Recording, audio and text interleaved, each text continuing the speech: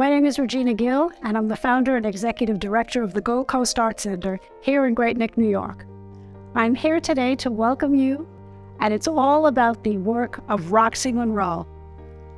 Roxie Munro has been a working artist all her life, writing and illustrating over 45 nonfiction and concept books. Her awards include New York Times Best Illustrated, Bank Street Cook Prize Honor for STEM, Best Book of Year list for Bank Street, Smithsonian, Publishers Weekly, New York Times, and School Library Journal, among others. My name is Roxie Munro, and I write and illustrate nonfiction picture books for children.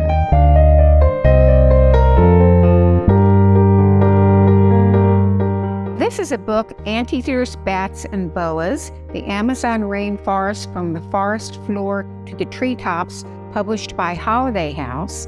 And we have some of the artwork in here. This is the toucan, very colorful bird. And here we have a sloth, and my personal favorite, the green iguana. He looks really vicious, but he's actually a gentle vegetarian. I've been an artist all my life. I first started being an artist when I was 6, and won a countywide first prize for drawing a bowl of fruit. My parents were very artistic, and from toddlers, we were taken to, I live near Washington, D.C., we were taken to the National Gallery of Art. Now, when I was in grade school, as I say, in the first grade, I got this prize, and then I was like the class artist, which continued through high school. I took a slight turn when I went to college. I started off in chemistry, but the second year as a sophomore, I took an art class, life drawing, and it basically changed my life. Dive In, published by Holiday House. You swim with sea creatures at their actual size. So here we have the trunk fish. This is almost my favorite painting. The trumpet fish, the trunk fish, and a batwing crab. And here we have our cover girl flipped. And this is the rainbow parrotfish from this book. The thing to know about being an artist is it's not just that you have to have talent, you have to work hard. You have to go to, I went to college, I went to 4 colleges for 7 years.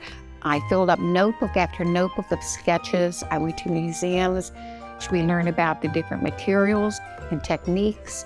And then slowly, as you work more and more, you develop a style and a certain personal point of view. And that's kind of often what children's book industry, for example, appreciates, because they see many books by many artists in different styles.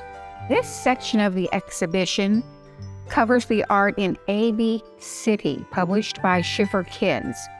The idea is that on each page, you have an A, a B, a C, a D, and through the alphabet. There are things to find. It's actually a game. So in this one, you would find a clock, a cat, a dinosaur, and other fun things. So we go through the alphabet here, A, B, City. This is the original artwork from the book. And over here, we get to the N, O, P, Q, R, X. In this book, another cool thing about this book is it has a huge poster in the back. So you can pull out this poster, put it on your wall, and on the other side, you can color in all the artwork, all the letters in this alphabet book. And over here, we have the rest of the alphabet. And then at the end of the book, you have the entire alphabet, A, B, C, in this maze, and you have to find your way. I've been really lucky. I contributed covers to the New Yorker, and they bought, believe it or not, the very first drawing I ever showed them. And then when I kind of segued into children's books, I also did well right out of the gate, winning the New York Times Best Illustrated Award. However, between then and now, and prior to that, I got a lot of rejections. For example, one of the books in this show, the ABC book, AB City book, I worked on that very hard. I did a complete dummy, and it was a very complicated project. And I took it to my publisher, and they said, maybe, but I don't think so. And they rejected it. I gave it to an agent. It got rejected by other publishers. It sat in my flat file drawer in my studio for 10 years. I pulled it out about 4 years ago and showed it to a new publisher, and they went, "We'll take it." And indeed, part of those works are in this exhibition. And I'm very, very proud of it. I'm proud of not giving up on it. So this book, published by Holiday House, is about rodent rascals. A lot of people kind of are scared of rodents, but they don't realize they can actually be very helpful. There are mice up in the space station and some rodents. For instance, this guy over here is called a superhero. He sniffs out landmines and is trained to help people. And of course, many of these creatures become pets. This is a good pet. This guinea pig's a good pet. All of the little animals in here are full size. They're the actual size that they are in real life. So when we come over to the larger ones, you can see these are the little ones in the beginning of the book, and they get bigger and bigger and bigger until finally at the end, you have the friendly capybara.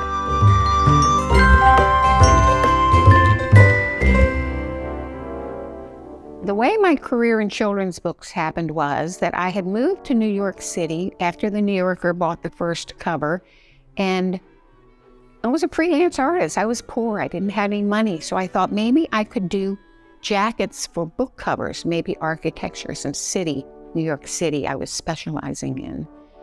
And I went to some publishers, and they didn't have any work for me, but one of them said, "You should check out this editor friend of mine who does children's books." So I went to see her, and she said, "You know, I think you have something to offer children. Come back to me when you have an idea." And at that time, I'd been in the city maybe a year or two, and I was so fascinated with walking around New York City and seeing what's it like looking out of the top of that building down, or what is it like down in the subway. So a week later, this is the truth, I woke up with this name of a book, The Inside Outside Book of New York City, in red letters across my 7 in the morning, across my closed eyes. And I called her up that day and I said, "Miss Brooks," her name is Donna Brooks, "I have an idea for I have a title for a children's book, but I don't know what it's going to be about." And she said, "Well, come in and we'll talk about it." And I did go in, we talked about it, and it was my first book, and it went on to win prizes again, the New York Times Best Illustrated, Time Magazine. And by the way, that's also how I started writing books. So let me tell you about how you get a book published. First, you have to have an idea, and then you have to write a proposal and give it to either your agent, or if you don't have an agent, you try to find a publisher who will take them directly. And the proposal involves samples maybe of the writing, some marketing things, some information about you. You give it to your publisher, and then you start working on the book. I like to do the art first. I'm a visual thinker, so I write the words to the art. Publishers don't always like that. They want you to write so they can edit it and then hand you the finished, edited manuscript to draw. I kind of flip that over and do the art first. So it usually takes me, now these are nonfiction books, so I have to research them. So I might spend several months researching after I've gotten the contract. And of course I had to do a lot of research before I got the contract in order to figure out how the book would be formatted. After I've done the research, it takes maybe the minimum amount is 6 months to 1 year to do the writing, the text that is, and the art for the book. And after you do that and hand it in and it gets vetted and edited and copy edited and printed, it's another whole year after that before the book comes out in the bookstores. The books in this exhibition are, almost all of them are published by Holiday House, which is a very, very well-known nonfiction. They do fiction and nonfiction. I'm in their nonfiction department. Books for children. My A.B. City book, which I adore, is published by Shipper Kids, and it has a big fold-out poster in the back.